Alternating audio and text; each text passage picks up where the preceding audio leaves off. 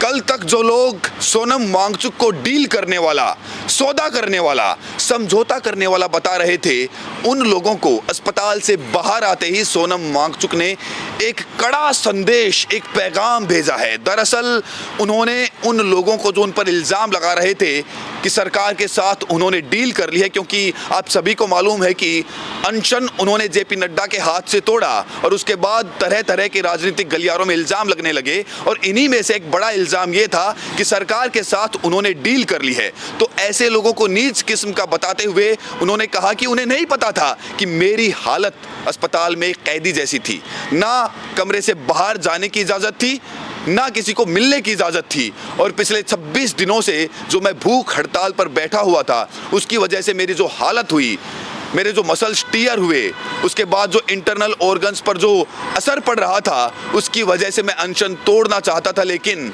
लोग ऐसे इल्ज़ाम लगाएंगे मुझे इसकी उम्मीद नहीं थी। उन्होंने आगे कहा कि अगर मुझे डील करनी होती तो मैं एसी के कमरों में बैठकर करता, यहाँ गर्मी की धूप, दिल्ली की गर्मी में अनशन पर बैठकर भूखे रहकर मुझे डील करने की जरूरत पड़ती। तो उन लोगों को एक कड़ा संदेश देते हुए सोनम वांगचुक ने क्या अपील जारी की है दोस्तों। देर रात ये वीडियो आई और आज सुबह से इसकी चर्चा जोरों पर है। जरा आप ये वीडियो पूरी देखिए और हर उस इंसान तक पहुंचाइए जो सोनम वांगचुक को देशभक्त नहीं बल्कि एक डील करने वाला, सौदा करने वाला, सरकार के साथ समझौता करने वाला बता रहे हैं। उन लोगों को ये वीडियो जरूर शेयर करिए दोस्तों। Yes, arrest me. What is this? Giving me for 3 hours here on 25th day of my hunger. You all are harassing me. Yes, you. If I die of stress, it will be your responsibility. What does it want? आप लोगों को बदतमीजी कर रहे हो, order लेके आओ। आपको ज्ञान नहीं है, पता नहीं है क्या हालात थे मेरे ऊपर, क्या गुजरा मेरे परिवार पर पिछले 1-2 हफ्ते में। वो सिर्फ अस्पताल नहीं था, वो एक छावनी थी, वो एक जेल था जहाँ पर मुझे ऐसे रखा गया जैसे कोई कैदी भी शायद ही रहता हो। हर चीज़ पर पाबंदी थी, बाहर नहीं जा सकता था कमरे से, कोई परिंदा भी पर नहीं मार सकता था हमारे कमरे तक, किसी से मिलने का कोई वो नहीं था अधिकार मुझे। दोस्तों ये वीडियो मैं थोड़ा दुख और थोड़ा हैरानी, थोड़ा गम और गुस्से के साथ बना रहा हूँ। अपने भाइयों और बहनों के, छात्रों के लिए 26 दिन भूखा रहने के बाद, जिसमें कि मेरे 11 किलो शरीर ख़त्म हो चुका है, मसल्स चले गए हैं, ऑर्गन और दिमाग पर इरिवर्सिबल डैमेज लगभग होने के कागार पर पहुंचा है, और वो भी लद्दाख की कड़कती ठंड से दिल्ली की तपती धूप में बैठकर ये सब करने के बाद क्या मुझे किसी से कैरेक्टर सर्टिफिकेट लेनी होगी कि मेरा अनशन कितना पवित्र था? मैंने तोड़ा तो किसके हाथों तोड़ा, उसके हाथों क्यों तोड़ा, इसके हाथों क्यों नहीं तोड़ा, क्या डील हुआ, क्या सौदा हुआ, ये सब मुझे जवाब देना होगा। मैं कल से अब तरल लिक्विड फूड ले रहा हूँ, पी रहा हूँ, तो थोड़ी सी शरीर में जान आई है।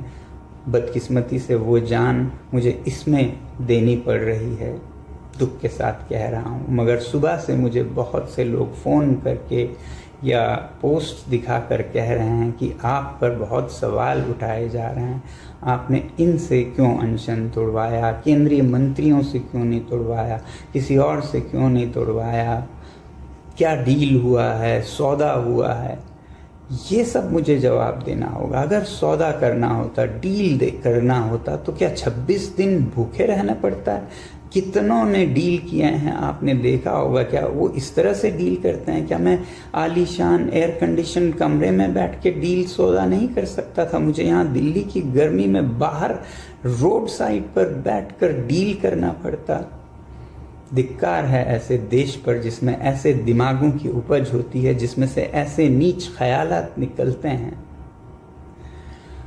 मैं दोष नहीं देता हूँ आप में से ज़्यादातर पर, क्योंकि आपको ज्ञान नहीं है, पता नहीं है क्या हालात थे मेरे ऊपर, क्या गुजरा मेरे परिवार पर पिछले 1-2 हफ्ते में। इसलिए आप लोग ऐसा शायद कह रहे हैं, और कुछ लोग शायद जान कर कह रहे हैं, पता है उन्हें, इसलिए पहले बात सुनने से पहले उसका बैकग्राउंड ज़रूर देखिएगा। क्या उन्हें कोई खुंदक है, क्या वो किसी पॉलिटिकल पार्टी से हैं, जिस पॉलिटिकल पार्टी को किसी और पॉलिटिकल पार्टी से कुछ खुंदक है, या वो न्यूट्रल कोई आदमी कह रहे हैं। अगर न्यूट्रल कह रहे हैं तो ज़रूर उनकी बात सुनिएगा और मुझे भी बताइएगा। मैं जवाब देने की अभी भी कोशिश करूँगा, समझें या ना समझें, मगर मेरी सद्भावना है और मेरा आपके साथ सिंपैथी है। अगर आपको नहीं मालूम है क्या हुआ इन दिनों में और किन हालातों में क्यों अनशन तोड़ा और क्यों इस तरह से तोड़ा, पहले तो मैं आपको ये बताऊं कि जब मुझे सफदरजंग अस्पताल ले जाया गया ज़बरदस्ती 18 तारीख को पकड़कर, तो वो सिर्फ अस्पताल नहीं था, वो एक छावनी थी, वो एक जेल था जहाँ पर मुझे ऐसे रखा गया जैसे कोई कैदी भी शायद ही रहता हो। हर चीज़ पर पाबंदी थी, बाहर नहीं जा सकता था कमरे से, कोई परिंदा भी पर नहीं मार सकता था हमारे कमरे तक, किसी से मिलने का कोई वो नहीं था अधिकार। मुझे सिर्फ 3 रिश्तेदार रह सकते थे, कोई संचार का मोबाइल फ़ोन लैपटॉप नहीं रख पाता था मैं, कहीं कोई कुछ संदेश नहीं भेज पाता था। आप लोगों को मैं किसी तरह नैपकिन पेपर पर लिख कर भेजता था, वो भी कभी कभी जब्त किए जाते थे ज़्यादातर। और मुझसे मिलने मेरे रिश्तेदार, मेरे दोस्त जो लद्दाख से आते थे, ख़ास हवाई जहाज़ के लंदन के बराबर टिकट देके, उन्हें भी वापस कर दिया गया। ये सब इलीगल था, ये सब एक तरह का नॉर्थ कोरिया बन गया था हमारा देश, और ख़ासकर जहाँ मैं था ये एक जेल खाना था। और ऐसे हालात में कई दिन गुजारने के बाद गीतांजलि, उनकी सूझबूझ और उनका कमाल है कि उन्होंने संडे, रविवार के दिन भी, जो कि 19 तारीख थी, रविवार के दिन भी दिल्ली हाई कोर्ट के हियरिंग बिठवाई और उसमें ये अपील किया और उसमें ये कहा गया कि मैं डिटेंशन में नहीं हूँ। और उसके बाद भी ये सारा पहरा जारी रहा। फिर मंडे 20 तारीख को फिर से सिंगल बेंच हाई कोर्ट में अपील की गई, जहाँ रिजेक्ट हुआ। फिर 21 तारीख को ट्यूसडे डबल बेंच हियरिंग बिठाई गई, जिसमें फाइनली ये डिक्लेयर किया गया कि मैं जहाँ जिस अस्पताल में भी जा सकता हूँ और आज़ाद नागरिक हूँ। मगर उस दिन भी आपको नहीं मालूम है किन हालतों में मैं रहा। हाई कोर्ट के आदेश के बाद भी मुझे सफदरजंग से जाने नहीं दिया गया, ये कहकर कि हमें ऑर्डर नहीं आया है। 2 बजे शायद ऑर्डर दी गई, 7 बजे तक ऑर्डर को रोक के रखा गया और उन्हें नहीं दिया गया ताकि मैं न जा पाऊँ। पता नहीं मंसूबा क्या थी उनकी। रोक कर 3 घंटे सामान पैक करके हमें बिठाया गया। फिजिकली लड़ के झगड़ के हड़ताल के अंदर और एक हड़ताल करके ज़मीन पर लेट कर जो ताकत 22वें दिन मेरे में थी, वो जोर लगाकर मुझे बाहर ज़बरदस्ती निकलना पड़ा। आपको नहीं मालूम है। Ask them to arrest me. I'm a free citizen. Ask them to arrest me. Yes, arrest me. Why is this giving me for 3 hours here on 25th day of my hunger? You all are harassing me. Not harassing you. Yes, you. If I die of stress, it will be your responsibility. What order does it number want? दे दिया आप लोगों को, बदतमीजी कर रहे हो, order लेके आओ। Take pictures. Let's see who snatches your phone. Sir आपको हाई कोर्ट का ऑर्डर भी नहीं आया, जैसे आता है डॉक्टर से रेडी है। ऑर्डर क्यों नहीं आया तो आपके पता कीजिए। दैट इज आप It is digitally everywhere. The world knows. Sir. Except you, the world knows.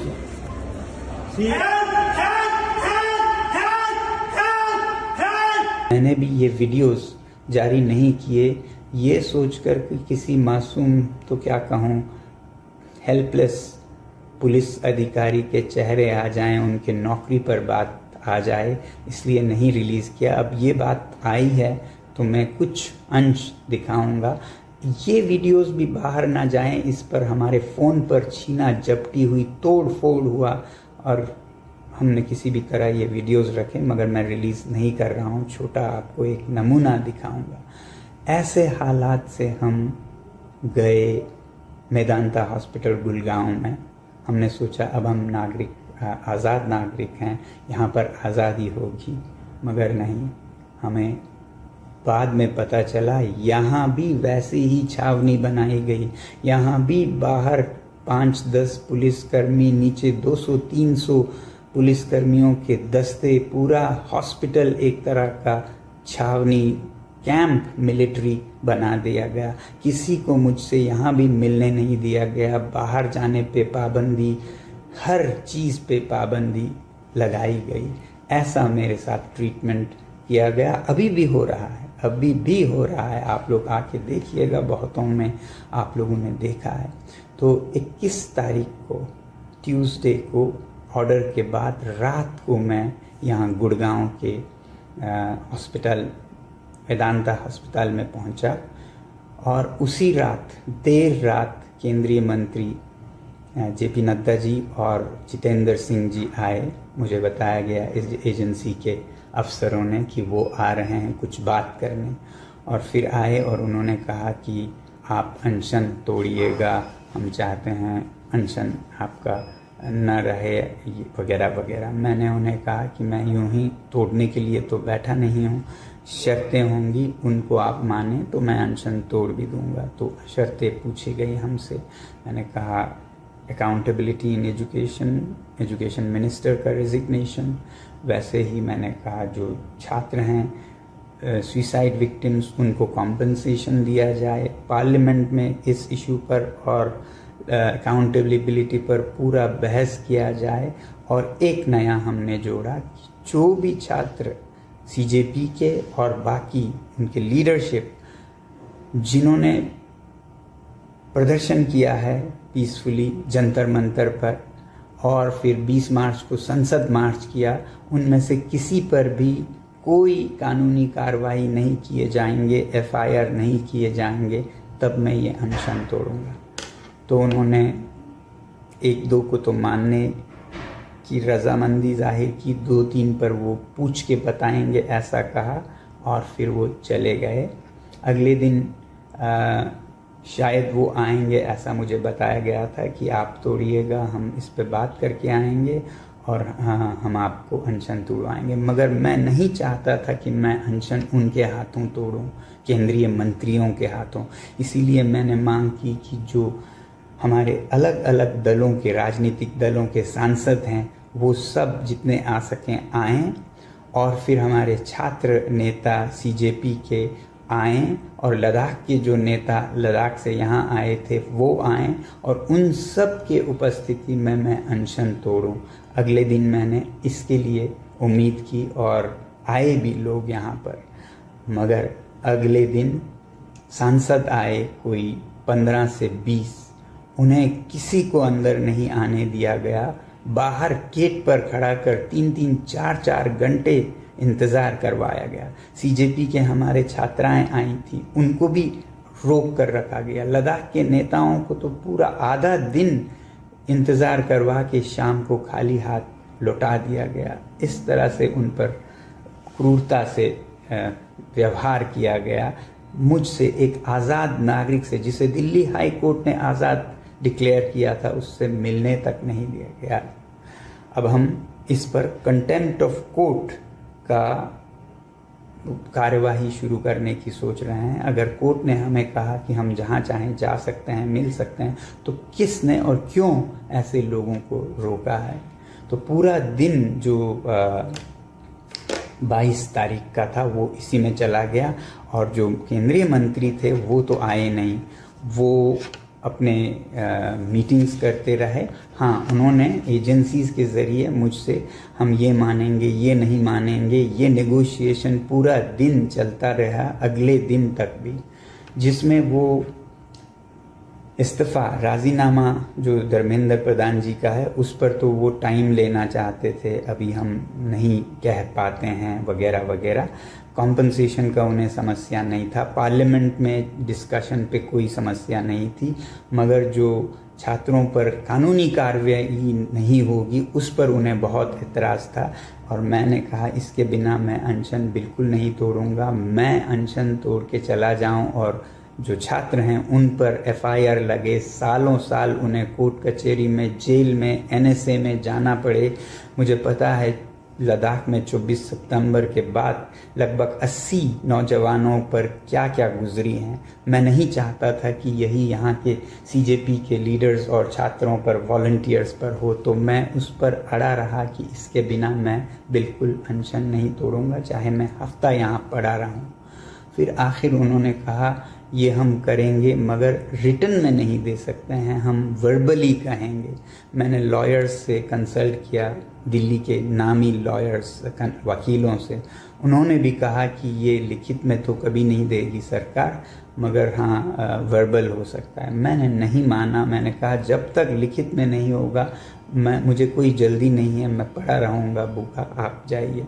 मगर देश में जिस तरह से बढ़ता जा रहा था छात्रों का आक्रोश, उसके चलते फिर 23 तारीख यानी कि कल रात को खबर लाई गई कि वो मान गए हैं लिखित में देने के लिए भी कोई छात्रों पर कार्यवाही नहीं होगी। साथियों, मेरा इस मुद्दे पर सबसे ज़्यादा ध्यान था कंडीशंस में से कि ये जो लीगल एक्शन है, ये एफआईआर्स हैं उस पर, ना कि इस्तीफ़ा पर। जो रेजिग्नेशन है वो भी एक कारण है। मैं कह रहा था एक और वीडियो में कि मेरा दिमाग अलग तरीके से चलता है। मैं इस रेजिग्नेशन को बहुत ज़रूरी मेरे द्वारा करवाना नहीं समझता हूँ। आपको पता है ये रेजिग्नेशन जो कि छोटी सी बात है इस सरकार के लिए, ये ऐसा न करने से उन्हें कितना नुकसान हो रहा है। पूरे देश में उनकी नाम बदनाम हो रही है, गुस्सा हो रहा है, नफरत कर रहे हैं लोग। फिर कल रात को कोई 12 बजे मुझे बताया गया कि मंत्री अभी आ रहे हैं, वो मान गए हैं ये अनशन तोड़वाने पर, लिखित में भी देने पर। अब एक तरफ मेरा सबसे बड़ा डर और ये जल्दी करने का कारण ये था कि आपको याद होगा दिल्ली में हालात इस तरह बनते जा रहे थे कि कभी भी कोई बहुत बड़ा क्रैकडाउन हो सकता है। कल रात को जो मैं वीडियोस देख पा रहा था उससे लग रहा था कि कनॉट प्लेस एरिया में बहुत बड़ा कुछ होने वाला है। आप ही लोग रिपोर्ट दे रहे थे और मुझे बार बार याद आ रहा था लद्दाख का 24 सितंबर, जिसमें बहुत बेरहमी से पुलिस और सीआरपीएफ ने गोलियां सर में, सीने में मार के लद्दाख के युवाओं का कत्लेआम किया था। और वो यहाँ हो सकता है, इसका मुझे डर था। और अगर ऐसा कुछ होता है तो फिर ये अनशन का मतलब ही नहीं रहेगा। इसलिए अगर मैं अनशन तोड़ूं और ये डिफ्यूज़ कर सकूं तो शायद हिंसा रोक सकूं। ऐसा सोचकर मैं राज़ी हुआ अनशन तोड़ने को। मगर